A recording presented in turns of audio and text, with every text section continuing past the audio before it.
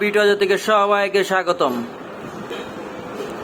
Top B2 বাজারে এখন পেয়ে যাবেন লিপ মাস্ক, স্টক অ্যাভেলেবেল। যারা নিতে চান অবশ্যই আমাদের টপ বিটু বাজারে চলে আসবেন।